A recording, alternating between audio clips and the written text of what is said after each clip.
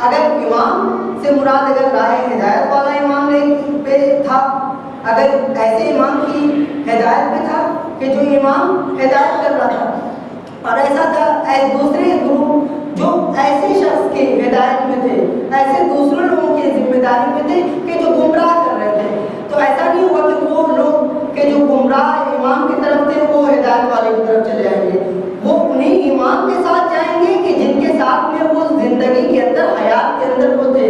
لہٰذا امام ایسا ہی چننا ہوگا جو ہمیں روز محشر اللہ کے سامنے اپنا امام لے کے جانا ہو. ٹھیک ہے. تو پھر کیا ہوا؟ کائنات کے اندر امام چننے کے اندر سلیقے ضروری ہیں.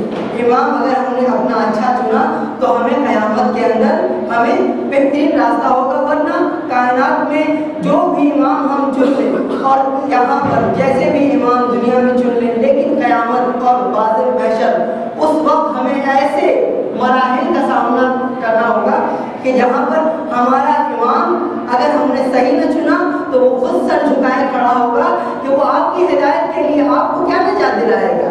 لہٰذا امام چننا ضروری ہے. تو اس زمانے کے اندر جس زمانے میں امام کی شدت سے تلاش جاری تھی، اسی زمانے کے اندر امام علی ابن ابی طالب علیہ السلام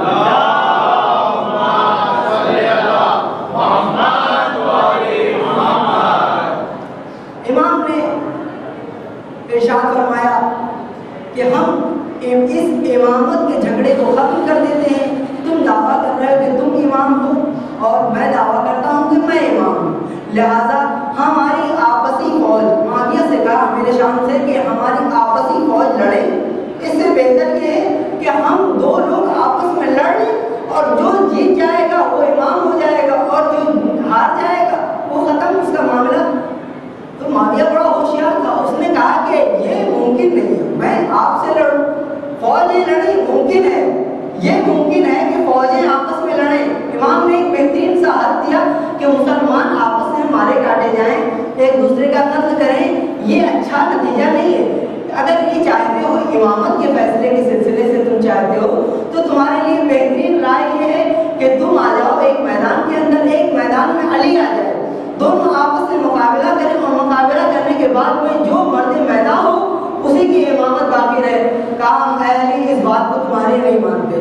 مولانا نے کہا پھر آخری مرحلہ تم اسی مرحلے پہ لے کے آتے ہو کہ مسلمانوں کا قتل ہو جائے. امام علی نے کہا کہ علی ناچار ہے کہ لوگوں پر تلوار اٹھائے. اس وقت مولا امیر المومنین علیہ السلام نے اپنی فوج کو حکم دیا کہ واپس چلے جائیں. لیکن جب یہ روم کے بادشاہ کو خبر پہنچی کہ وہاں پر دو مسلمان فوجیں آپس میں لڑنے جا رہی ہیں اور دونوں میں امامت کی بات ہے کہ دونوں اپنے حقوق کے لیے تیار ہیں کہ ہم امام ہیں، وہاں سے وہ شخص کہہ رہا ہے کہ ہم امام ہیں. اس نے کہا روم کے بادشاہ نے کہ آپ ایسا کیجئے کہ اپنے پاس سے ایک ایک فرد کو ایسے جو علم و دانا ہو، جو بہترین علم ہو، جس کے پاس بہترین عقل کے اعتبار سے بہترین اس کے پاس صلاحیت ہو، ایسے افراد کو ایک ایک فرد کو ہمیں بھیجیے. مولا امیر المومنین علیہ السلام نے اپنے بیٹے امام حسن علیہ السلام کو بھیجا اپنی طرف سے، اور معاویہ نے اپنی طرف سے اپنے بیٹے یزید کو بھیجا. اب یہ دونوں جب قصر روم میں پہنچے، وہاں پہنچنے کے بعد میں جب دونوں پہنچے تو پہلے یزید پہنچا. یزید جب پہنچا تو وہ اپنے دعوتوں اور تمام لوگوں کے ساتھ میں تھا. تو اس نے لوگوں کو جس طرح سے بادشاہ سے ملتے ہوئے دیکھا، بالکل اسی انداز سے وہ ملاقات اس نے کی. پہلے دیکھا، فوراً گیا اور جانے کے بعد اس نے بادشاہ کے ہاتھوں کو چوما، پھر جو ہے سروں کو جھکایا. اس کے بعد میں پھر وہ داخل ہوا. بادشاہ نے دیکھا اور سمجھ گیا کہ اس کے اندر کچھ صلاحیت نہیں ہے. لیکن اس کے بعد جیسے ہی امام حسن علیہ السلام کو آتے ہوئے دیکھا، ویسے ہی وہ سمجھ گیا اور مسکرانے لگا. اس کے بعد میں امام آیا اور امام نے مصافحہ کیا. امام نے اس کے ہاتھوں کو نہیں چھوما، امام نے مصافحہ کیا. جیسے ہی امام نے مصافحہ کیا اسے کامل طریقے سے یقین ہو گیا. اس کے بعد وہ امام کو اندر لے کے آیا. اس کے بعد مسند بٹھا دیا. بٹھانے کے بعد میں کہتا ہے کہ البتہ کہ مجھے یقین ہو چکا ہے کہ اصل مسند اور اصل امامت کے حقدار کون افراد ہیں، لیکن اس کے باوجود میں یہ چاہوں گا کہ ایک امتحان لے لیا جائے. میرے پاس ایک صندوق ہے جس کے اندر بہت سارے انبیاءوں کی تصویریں ہیں.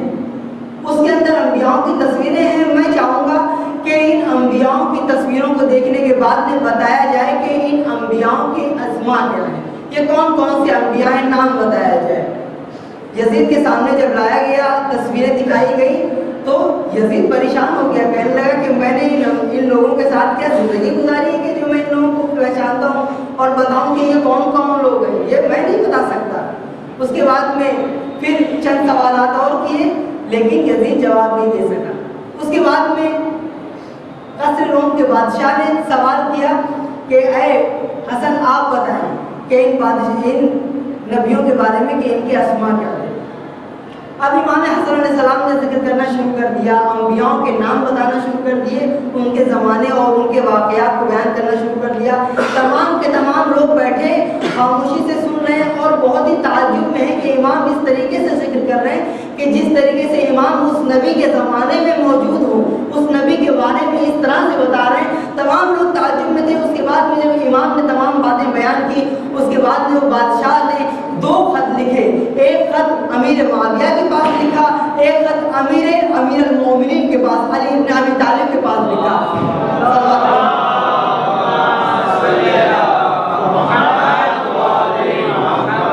پہلا خط جو معاویہ کی طرف لکھا گیا, اس میں یہ لکھا گیا کہ تیرا فرزند نالائق ہے, اس کے پاس علم و دانائی کچھ نہیں ہے, جبکہ تم نے مجھے علم اور دانا ترین افراد میں سے بھیجا تھا.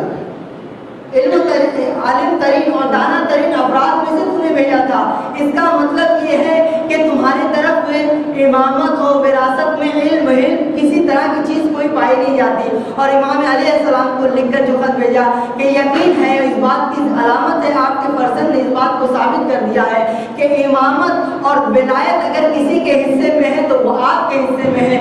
تو زمانہ جو پریشان تھا, اتنا زیادہ پریشان تھا کہ پیغمبر کی وفات کے بعد میں امامت کے لیے پریشان تھا اور نعرے لگائے جا رہے تھے, من مات ولم یعرف امام زمانہ مات میتۃ جاہلیہ, کہ جو مر جائے گا اور اپنے زمانے کے امام کو نہیں پہچانے گا وہ جہالت کی موت مر جائے گا.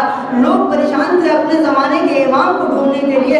آخر تعجب ایسے افراد پہ ہے کہ جو پیغمبر کے ساتھ زندگی گزار چکے ہیں, پیغمبر کے ساتھ میں اٹھتے بیٹھتے تھے. ابھی پیغمبر نے ان کے ہاتھوں پہ مولا امیر المومنین علیہ السلام کو دیکھا تھا, کہیں پیغمبر کے دوش مبارک پہ امام حسن و حسین کو دیکھا تھا, کہیں پشت مبارک پہ امام حسین کو دیکھا تھا, کہیں منبر پہ جو ہے امام حسن کو بٹھایا گیا تھا, کہیں 1000 مواقع پہ اہل بیت عصمت و طہارت, امامت اور فراست کو ان افراد کو دکھایا گیا تھا.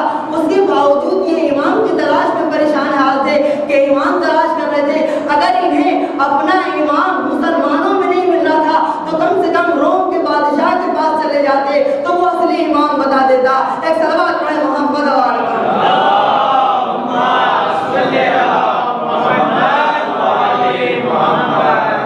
روم کے بادشاہ کے پاس چلے جاتے تو وہ ان کو ان کا اصلی امام بتا دیتا. مسلمان اتنے زیادہ اپنے امام سے دور ہو چکے تھے کہ اپنی پوری زندگی امام کے درمیان رہے, اور آخر میں کہتے ہیں من مات ولم یعرف امام زمانہ مات میتۃ جاہلیہ, ہم جہالت کی موت مر جائیں گے, ہمیں امام بتا دیں. اور ایک زمانہ آیا, مولا امیر المومنین سے پہلے کا زمانہ ہے, ایک شخص آیا, اس نے کہا کہ میں ابھی بیعت کرنا چاہتا ہوں. دق الباب کیا ابھی بیعت کرنا چاہتا ہوں, کل صبح آنا. کہا نہیں ابھی بیعت کرنا چاہتا ہوں. کہا ضروری ہے, سردی کا زمانہ ہے, میں لحاف سے نکلوں, اس کے بعد پھر جو ہے میں ایک ہاتھ بڑھاؤں تو بیعت کرے, صبح جانا, ابھی سردی کا زمانہ ہے. کہا نہیں میں چاہتا ہوں کہ ابھی بیعت کروں. کہا کون سی جلدی ہے, صبح جانا. کہا اگر میں مر گیا تو جہالت کی موت میں مر جاؤں گا, لہٰذا پھر جب اس نے یہ کہا کہ میں مر گیا تو میں جہالت کی موت مر جاؤں گا, لہٰذا مجھے ابھی بیعت کرنا ہے. اس نے کہا میں سمجھ گیا تیری بیعت کس لیے ہے. اس نے پیر کو بڑھایا لحاف سے, اس نے کہا اسی پیر سے کام چلا لے, اسی پیر سے کام چلا لے. اور آخر میں اس نے پیر سے کام چلایا اور صبح آ کے اشرفی کی تھیلی لے کے گیا. تو پتہ یہ چلا کہ اس کا امام کون سا تھا. امام اس کا اشرفی کی تھیلیاں تھی, نہ کہ اس کا کوئی امام تھا. اس کا مقصد یہ تھا کہ وہ اشرفی کی تھیلیوں کو حاصل کرے. تو اس زمانے میں کہ جس زمانے میں پیغمبر جا چکے تھے, پیغمبر کے جانے کے بعد میں لوگ اصلی امام تلاش نہیں کر رہے تھے بلکہ در حقیقت اشرفی کی تھیلیاں تلاش کر رہے تھے. صلوات پڑھے محمد و آل محمد.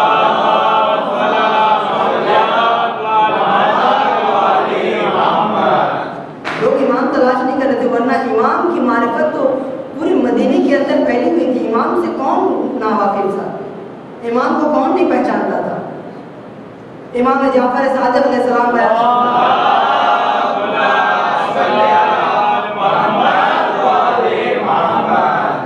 امام فرماتے ہیں، ایک صحابی امام سے سوال کرتا ہے کہ مولا امام حسن کے اس ذکر کے بارے میں بیان فرمائیے کہ جو امام حسن سے ایک شخص نے سوال کیا۔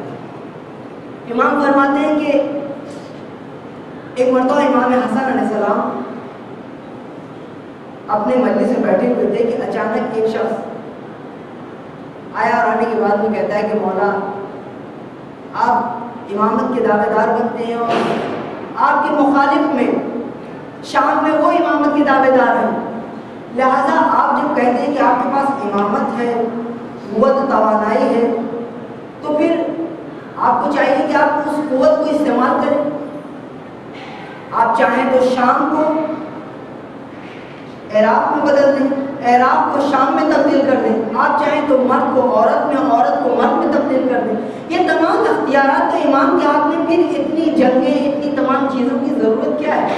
امام آپ اس طرح کے کام کو انجام دیں، اس کے بعد میں پھر آسانی ہو جائے گی۔ امام ابھی کچھ کہنا ہی چاہتے تھے کہ اتنے میں ایک شخص کھڑا ہوا، کھڑے ہونے کے بعد وہ کہتا ہے یہ بنی ہاشم، ان کا کام ہے صرف لوگوں کو بیوقوف بنانا، یہ اس طرح کے کام انجام نہیں دے سکتے ہیں، یہ صرف اس طرح کی باتیں کرتے ہیں تاکہ لوگ اس کے بارے میں جو ہے عقیدے میں مضبوط ہو جائیں اور لوگ ان سے محبت کرنے لگیں کہ یہ اہل بیت اتنی ان کے پاس قوت و توانائی ہے، لہذا جو ہے ان کی باتیں صرف ایسی ہیں، اس کے علاوہ ان کے پاس اور ایسے کچھ چیزیں نہیں ہیں جو انہوں نے کہا ہے۔ امام نے کہا کہ تجھے کس نے کہا کہ یہاں پر آ کے اس طرح کی باتیں کریں؟ اس نے کہا میرا حق ہے کہ میں آپ سے بات کر سکتا ہوں۔ امام نے کہا تو بات کر سکتا ہے لیکن عورتوں میں جا کے بات کر، مردوں میں کیوں بات کر رہا ہے؟ اس نے کہا کیوں؟ میں کیوں عورتوں میں جا کے بات کروں، مردوں میں کیوں نہ بات کروں؟ امام نے فرمایا جب تو مرد تھا تب یہاں بہتر تھا، اب تو عورت ہو گیا لہٰذا عورتوں میں جا کے بات کر۔ اب اس نے جب خود کو دیکھا تو اس نے خود کو اپنے آپ کو عورت حصے میں پایا، اس نے اپنے آپ کو عورت سمجھا، اس کے بعد میں پریشان ہو گیا، فرار کیا وہاں سے۔ اس کے بعد میں گیا، اپنی بیوی کے ساتھ آیا ہوا تھا، اپنی بیوی کو جا کے دیکھا تو اس کی بیوی اس شوہر کے حصے میں تبدیل ہو گئی، لہٰذا اس کی بیوی اب شوہر ہو گئی ہے اور شوہر اب بیوی ہو گیا۔ اس کے بعد میں جب امام کی مجلس تمام ہوئی، مجلس امام تمام ہونے کے بعد میں امام کی خدمت میں آ کے کہتا ہے یہ امام یہ کیا ماجرا ہے؟ میں تبدیل ہو گیا عورت میں، میری بیوی مرد میں تبدیل ہو گئی، یہ کیا ماجرا ہے؟ امام نے کہا وہی تو نے کہا تھا کہ بنی ہاشم نے سب ڈھونگ رچا کے رکھا ہے۔ امام کے پاس وہ قوت ہے کہ امام کو کسی ورد پڑھنے کی ضرورت نہیں ہے کہ امام کوئی ورد پڑھے، جس طرح ہم کوئی سورہ پڑھتے ہیں اس کے بعد میں امام ختم ہونے کے بعد میں تاثیر یہ ہوگی۔ امام فقط ایک وقت کے لیے تصور کر لے، امام ایک وقت کے لیے فکر کر رہے امام، تو وہ کافی ہو جاتا ہے اس چیز کے لیے۔ اس کے بعد میں اس نے کہا کہ مولا اندر حقیقت بات یہ تھی کہ مجھے معاویہ نے شام سے بھیجا تھا آپ کی توہین کرنے کے لیے بز میں، لیکن در حقیقت میں بھی نہیں جانتا تھا کہ آپ حقیقی اور اس طرح کی قدرت والے امام ہیں، ورنہ آپ سے نہ الجھتا ہے۔ صلوات پڑھے محمد والے۔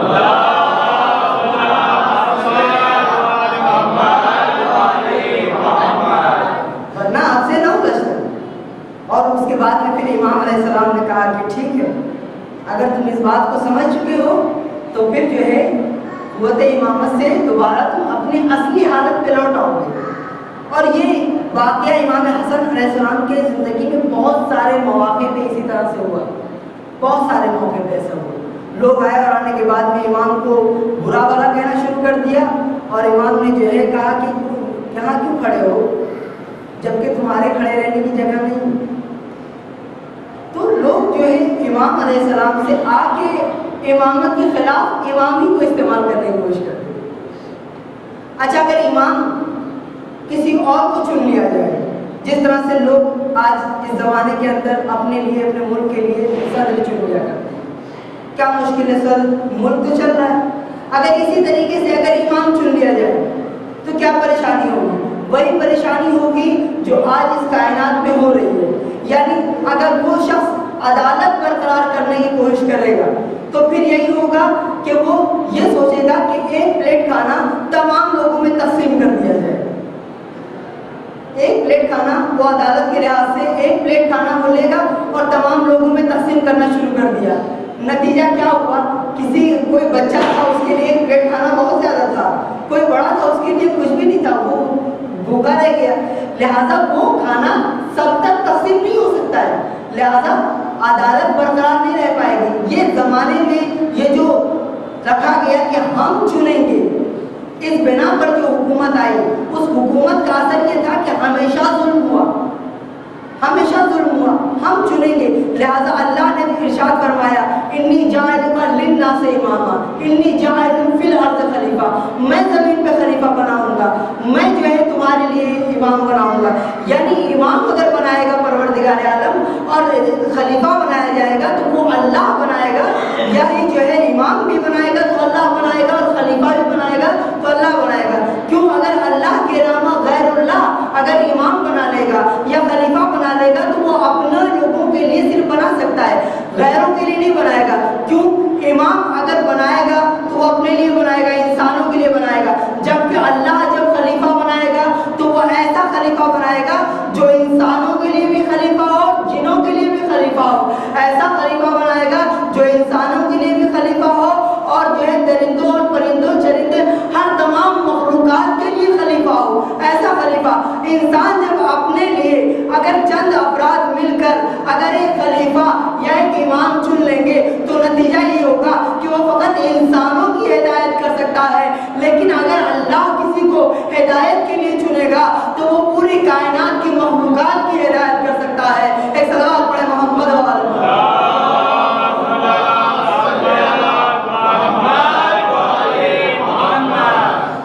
پوری کائنات کی مخلوقات کی ہدایت وہی کر سکتا ہے کہ جسے اللہ نے امام بنایا ہو, اللہ نے چنا.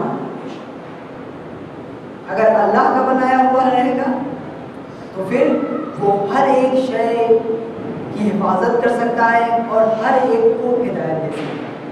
اور یہی وجہ ہے کہ جب جناب جابر امام حسن سے کچھ ناراض اور پریشان و مشکوک ہو گئے,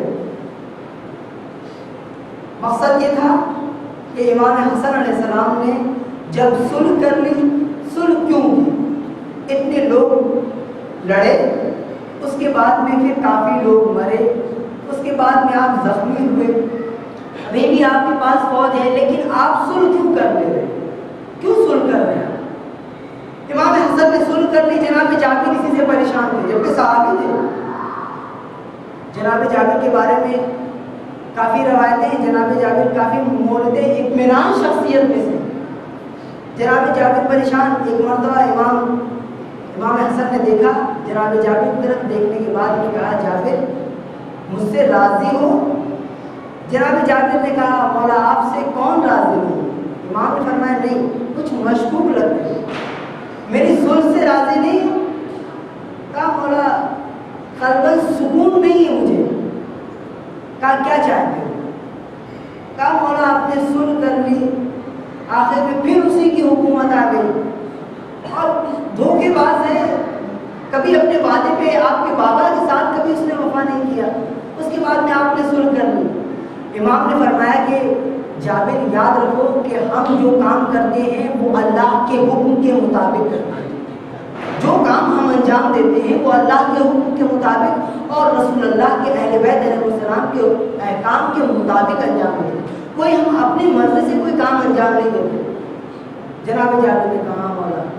امام نے کہا ابھی بھی تم مطمئن نہیں ہو؟ جناب جابر نے کہا ہاں مولا, دل کو سکون نہیں ہوتا, کیونکہ ایک وقت اگر لڑتے تو شاید ہم جیت جاتے, شاید ہماری حکومت آ جاتی, لیکن یہ ایسی حکومت جو آپ نے دے دی, مجھے یقین ہے کہ یہ حکومت آپ حضرات تک واپس نہیں آنے والی. امام نے کہا ہاں تم نے صحیح کہا, لیکن اگر تم اطمینان حاصل کرنا چاہتے ہو تو جابر دیکھو.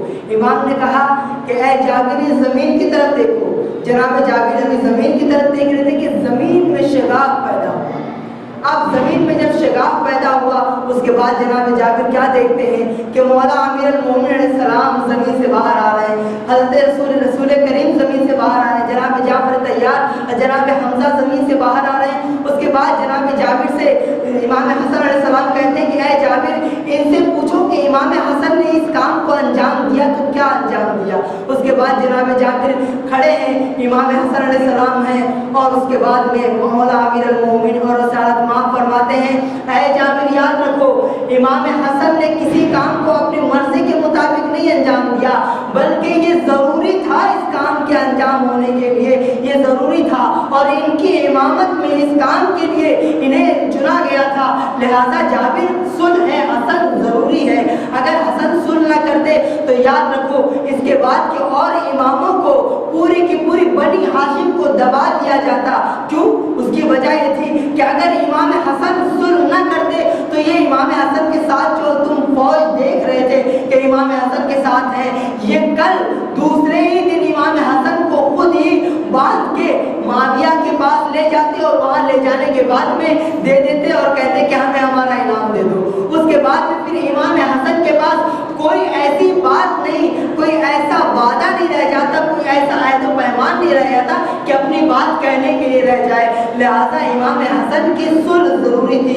اب جناب جابر جو دیکھ کر پریشان ہو گئے کہ رسول کریم کی وفات کو زمانہ ہو گیا، مولا امیر المومنین کی وفات کو بھی زمانہ ہو گیا، جناب جعفر طیار جناب حمزہ کی وفات کو زمانہ ہو گیا، یہ تمام کی شہادت کو زمانہ ہو گیا، لیکن یہ اس وقت موجود ہیں۔ اس کے بعد امام حسن نے فرمایا کہ جابر ابھی تمہیں یقین ہوا یا کچھ اور یقین چاہتے ہو؟ جناب جابر کہتے ہیں کہ مولا اب اس سے بہتر یقین کیا ہوگا، میں صلح حسن سے پریشان تھا کہ آخر امام نے صلح کیوں انجام دے دی، لیکن امام نے بیان فرمایا کہ دیکھو جابر ہر کام میں ہمارے مصلحت ہوتی ہے۔ اس کے بعد جناب جابر کہتے ہیں کہ ہم نے دیکھا کہ یہ تمام کے تمام ذوات مقدسہ آسمان کی بلندیوں کی طرف پرواز کر گئی۔ جناب جابر اس مقام پر کھڑے ہونے کے بعد میں کہتے ہیں یقیناً اللہ کا چنا ہوا اگر نمائندہ نہ ہوتا تو اتنا زیادہ اطمینان کرنے والا جابر کو کوئی اور نہیں اطمینان نہیں کر سکتا تھا، اس لیے کیونکہ جو شک اور شبہ امام کی حیثیت سے جابر کے دل میں جا چکا تھا کہ امام جانتے تھے کہ امام ہے، لیکن جو شک اور جو مشکوک ہو چکے تھے کہ امام نے صلح کیوں کر لی، امام نے صلح کیوں کر لی، یہ امام ہوتا ہے کہ جو اپنے محب کے دل سے بھی اپنے تمام مشکوکات کو نکال دیتا ہے، وہ قوت رکھتا ہے، چاہے تو گزشتہ کو حاضر میں پلٹا دے، چاہے تو حاضر کو گزشتہ میں لا دے۔ ایک صلوات پڑھے محمد و آل محمد۔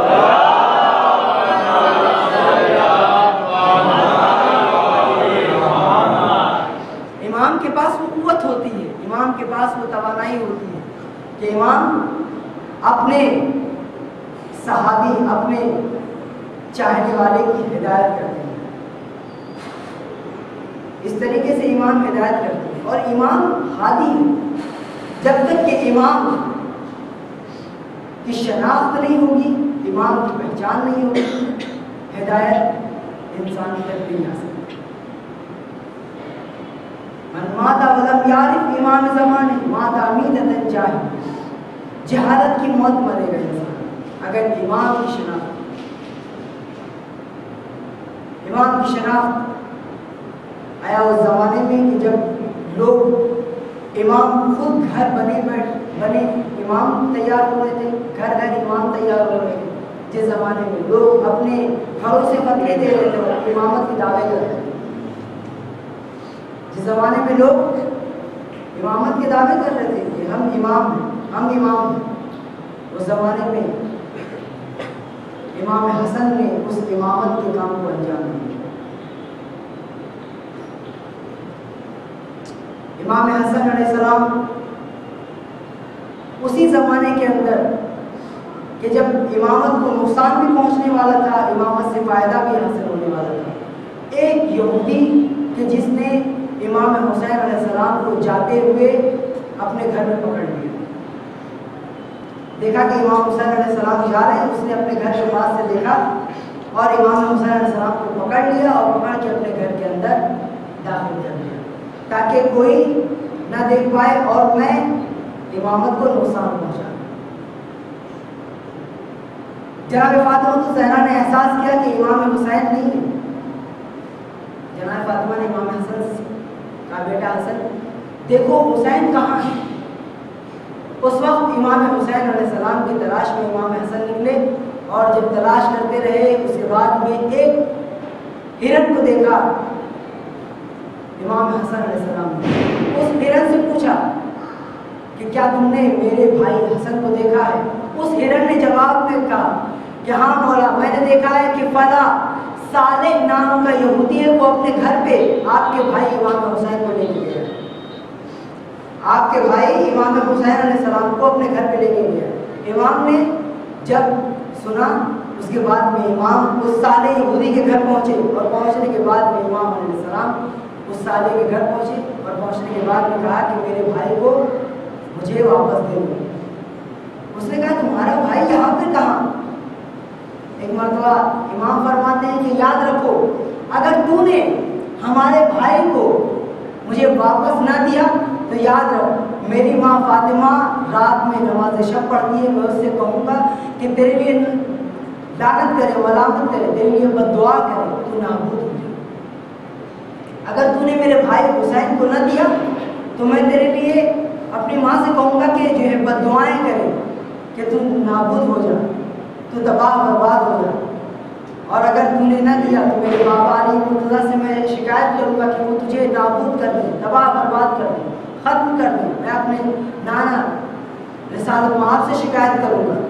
جب اس یہودی صالح نے امام حسن علیہ السلام کی گفتگو دیکھی کہ جس انداز سے وہ امام ایک یہودی کو دھمکیاں دے رہے تھے، اس یہودی نے جب اس طرح کی باتیں سنی، جبکہ امام ابھی کمسن تھے، لیکن اس کے دل کے اندر اتنا خوف طاری ہو گیا، اتنا خوف طاری ہو گیا کہ اس نے کہا کہ میں آپ کو آپ کے بھائی کو سونپے دیتا ہوں، لیکن اس کے ساتھ ساتھ مجھے آپ اپنا کلمہ بھی پڑھوا دیجیے، مجھے آپ اپنا کلمہ پڑھوا دیجیے۔ امام حسین علیہ السلام کو سونپا امام حسن کو، لیکن اس کے ساتھ ساتھ آپ جو کلمہ پڑھنا شروع کیا تو اس کے بعد میں کہا کہ میں آپ کی خدمت میں آؤں گا، اور اس کے بعد جب وہ خود آیا تو ایک اچھے خاصے قافلے کے ساتھ آیا اور تمام افراد کو ساتھ میں لے کے آیا۔ اس کے بعد رسالت مآب نے پوچھا کہ آخر یہ شخص کون ہے؟ امام حسن نے فرمایا کہ یہ وہی شخص ہے کہ جس نے بھیا حسین کو جو ہے چرا لیا تھا اور اپنے گھر کے اندر چھپا لیا تھا تاکہ نقصان پہنچائے، لیکن جب میں نے جناب فاطمہ الزہرا اور علی مرتضیٰ اور نانا آپ کی جب میں نے دھمکیاں دی کہ میں نے کہا میرے نانا سے کہوں گا کہ بد دعائیں کریں، اس طرح کی بات، تو اس کے دل پہ خوف طاری ہوا، اور اس کے بعد سے جو ہے اس نے جو ہے اسلام قبول کیا۔ تو اس شخص نے کہا یا رسول اللہ، میں نے اس لیے اسلام قبول نہیں کیا کہ میں صرف خوف طاری ہو گیا، میں نے اس بچے کے کلام میں وہ روح، وہ جذبہ اور وہ قوت میں نے دیکھی، وہ جاذبیت میں نے دیکھی کہ میں نے احساس کیا کہ اگر جس کلام میں اتنی زیادہ چاشنی ہے، جس کلام میں اتنی زیادہ حلاوت ہے، جس کلام میں اتنی مٹھاس ہے کہ اس بچے کے اندر، اس کلام کے اندر اتنی مٹھاس ہے کہ ایک بزرگ مبہوت ہو گیا ہے، خاموش ہو گیا، مجھے کچھ سمجھ میں نہیں آتا کہ میں کیا بولوں۔ جس حالت میں اس بچے نے کلام کیا ہے، یقیناً اگر اس کا اسلام اور یہ ایسا امام ہے تو اگر ایسے امام کو نہ چنا جائے تو پھر کسی اور امام کو چن کے اور کسی اور گزشتہ مذہب میں رہ کے کیا فائدہ ہوگا۔ لہٰذا میں نے اپنے تمام افراد کو لے کے آیا ہوں، یہ تمام کے تمام اسلام لانا چاہتے ہیں۔ یہ امام حسن علیہ السلام کے بچپن کی امامت کا سلسلہ ہے۔ ایک صلوات پڑھیں محمد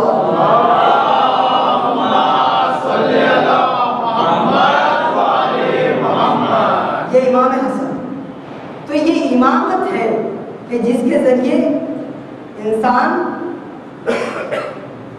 اپنے امام کو پہچانے، امام کو پہچانے۔ جب امام کو پہچان لے گا اس کے بعد میں پھر اس مقام پر پہنچے گا کہ جب امام اس کی ہدایت بھی کر رہا ہے اور امام اس کی شفاعت بھی کر رہا ہے۔ جو شخص امام اپنا کسی ایسے شخص کو چن لے کہ جو خود غیر ہدایت ہے، جسے خود ہدایت کی ضرورت ہے، لوگوں نے امام چنے، اہل بیت کے دامن کو چھوڑ دیا، دوسرے امام چنے، اپنی مرضی کے امام چنے لوگوں نے، اور اس کے بعد میں نتیجہ یہی ہوگا کہ آئندہ کے زمانے میں جب روز محشر ہوگا، اس کے بعد میں جب وہ زمانہ آئے گا تو لوگ جب اپنے اپنے اماموں کے ساتھ میں کہا جائے گا اپنے اپنے اماموں کے ساتھ آؤ، تو اس وقت وہ لوگ کہ جو امام علیہ السلام اصلی ائمہ اور اصلی ہادی و رہبر کو چھوڑ چکے ہیں اور اپنی مرضی سے اپنے دنیا والے امام کی جو دنیا انہیں دے رہا تھا اس امام کے لالچ میں جو لوگ امام کے ساتھ میں تھے، ایسے افراد کے ساتھ میں جب وہ لوگ جائیں گے تو اس کے بعد میں کیا ہوگا کہ وہ حقیقت میں کہ وہ امام پروردگار عالم ہمیں اس امام کے ساتھ میں محشور کرے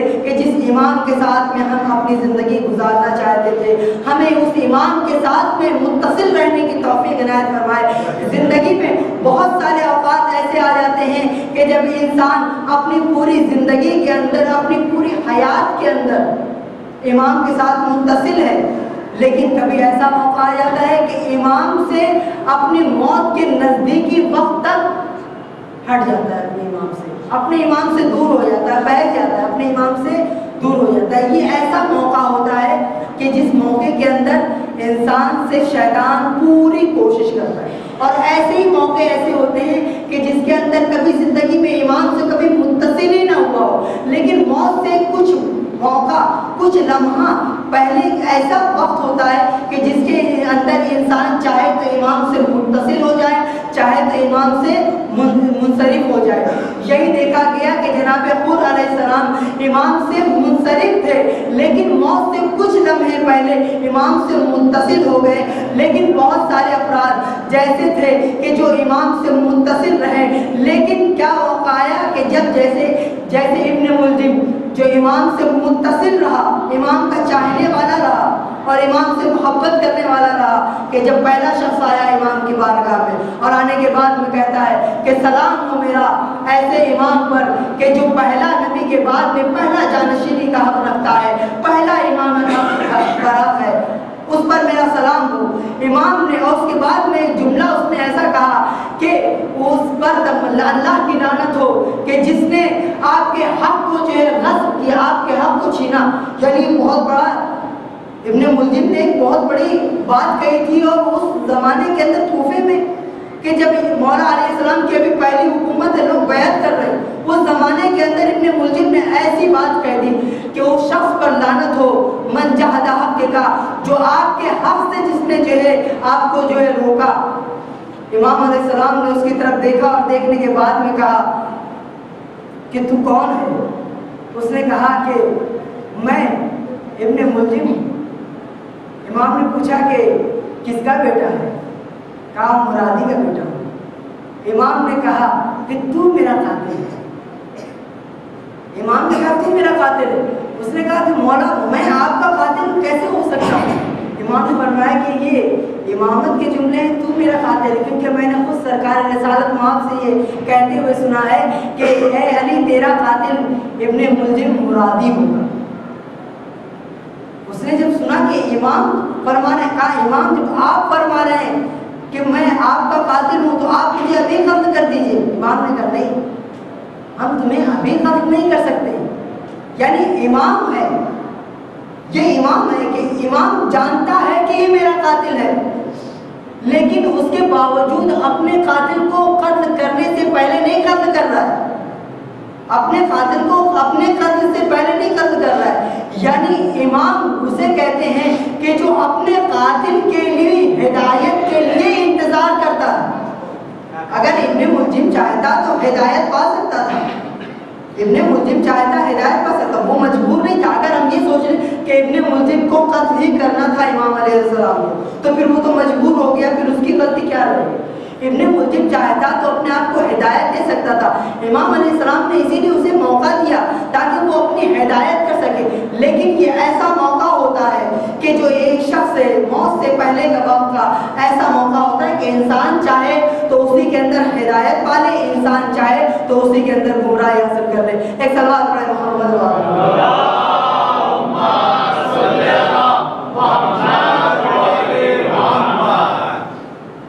تو امامت اتنی بڑی ضرورت ہے۔ انشاءاللہ کل سے امام حسن کے بعد آئندہ کے 12 اماموں تک ہم تمام اماموں کی سوار حیات کو ایک ایک مجلس کے اندر تمام اماموں کی سوار حیات کو، تاکہ ہر امام کے بارے میں ہم مختصر جانیں اور امامت کی ذمہ داریاں ان کے زمانے میں کیا تھی، اور بہت سارے واقعات جو ہم نے نہیں سنے ہیں اس اس امام کے زمانے میں واقع رونما ہوئے، ان چیزوں کو انشاءاللہ بیان ہوگا۔ یہ محرم کہ جو محرم ہم 10 دن مناتے ہیں محرم، اس کے بعد میں پھر اس محرم کیا یہ فقط امام حسین سے مخصوص ہے؟ یہ محرم ہے ان تمام ائمہ اہل بیت علیہ السلام کی زندگیوں کو جو جیلوں میں قید خانوں میں گزر گئی، یہ محرم ہے ان تمام ائمہ اہل بیت علیہ السلام کی سیرت کو بیان کرنے کے لیے۔ صرف اس محرم سے مقصد نہیں کہ شہادت امام حسین ہی بیان کیا جائے، وہ امام کہ جن کی زندگی کو ایسی مضمون کہ جن کو مدت امامت 6 سال 5 سال ملی، انہوں نے اس زمانے کے اندر اب زندان کے اندر قید خانوں کے اندر امام نے جو ہے امامت کو پہنچایا، کتنی مختصر امامت رہی، کس طریقے سے امام نے پہنچایا۔ یہ محرم ہے ان اماموں کے پیغامات کو بیان کرنے کے لیے۔ یہ محرم کا زمانہ جب آتا تھا تو امام رضا علیہ السلام اپنے نالے مبارک اتار لیا، سر سے امامہ اتار لیا کرتے تھے، گریبان چار کر لیا کرتے تھے، اچار کرنے کے بعد میں اپنے تمام صحابیوں سے کہا کرتے تھے، اے میرے چاہنے والوں، میرے غریب جد امام حسین پہ گریا کرو، یہ ایسا شہید ہے کہ جس کے رونے پر پابندیاں تھیں۔ امام حسین علیہ السلام کربلا کی تمام شہادتوں کو آپ سن سکتے۔ محرم یہ پورا محرم ہمارے لیے ایام اعزا کا محرم تھا، اور اب یہ سفر کے ایام شروع ہوئے، یہ بھی ہمارے لیے غم کی اتنی ہی ہے کیونکہ اہل بیت اس وقت ان ایام میں کربلا سے اور وادیوں کی طرف نکل رہے ہیں۔ امام حسین علیہ السلام نے کربلا کے میدان میں اپنی آخری حجت کو تمام کرنے کے لیے کربلا کے میدان میں پہنچنے کے بعد میں امام حسین علیہ السلام ایک مرتبہ لڑتے آواز آئی امام حسین علیہ السلام کی، یا ایھا النفس المطمئنہ ارجعی الی ربک راضیۃ مرضیہ، اے نفس مطمئنہ پلٹ آ، تیرا رب تجھ سے راضی۔ ایک مرتبہ امام حسین علیہ السلام نے اپنی تلوار کو میان میں رکھا، بھاگی ہوئی فوجیں واپس لوٹی، غریب زہرا پہ تلواروں سے نیزوں سے حملہ کرنا شروع کر دیا۔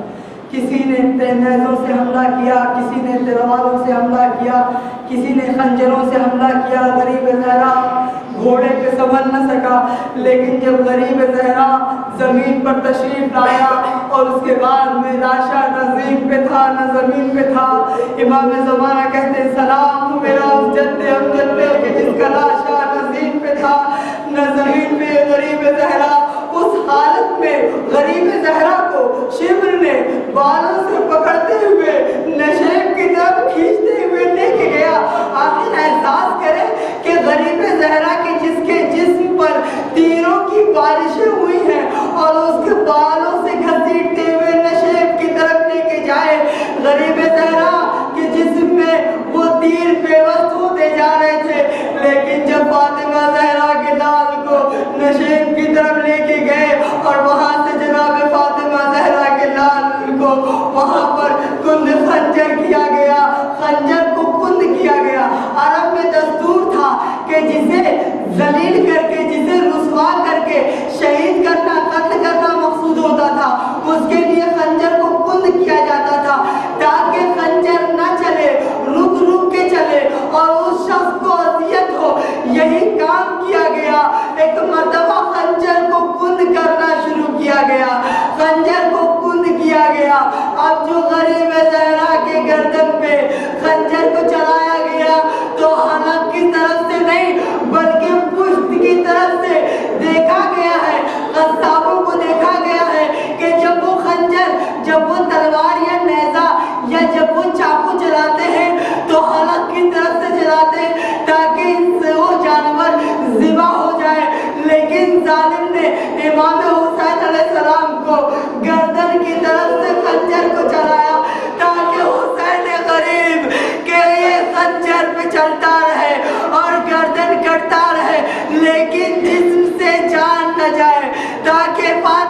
کے لال کو اذیتیں ہوتی رہے. ایک مرتبہ جب شمر خنجر کو چلاتا رہا, غریب زہرا نے آواز دی, اے شمر یہ تو کیا کر رہا ہے؟ میں نے اسے چکیاں پیس کے پالا تھا, میرے لال کو اس طرح سے ذبح نہ کر. ایک مرتبہ سیاہ آندھیاں اٹھی, سید سجاد سے پوچھا, اے اماں, اے بوبی اماں, یہ سیاہ آندھیاں کیوں چل رہی ہیں؟ ایک مرتبہ جناب زینب نے آواز دی, اے سجاد تیرا بابا شہید ہو گیا. ایک مرتبہ سید سجاد نے اپنے عصے کو اٹھایا اور تلوار کو تلاش کرنا شروع کر دیا. جناب زینب نے پوچھا, اے بیٹا سجاد کہاں جا رہے ہو؟ کہا ہے بوبی اماں اس کا جوان لال موجود ہو, اس کا بابا شہید کر دیا جائے. ایسا فرزند اب کیا کرے؟ ایک مرتبہ سید سجاد اب جو باہر نکلے تو کیا دیکھا کہ آسمان سے خون کی بارشیں ہو رہی ہیں, فرات کا پانی نیزوں اچھل رہا ہے. ایک مرتبہ امام سجاد نے انگلیوں کا اشارہ کیا, ایک مرتبہ سلام کیا, السلام علیکہ یا ابا عبداللہ, السلام علیکہ یا ابن رسول اللہ.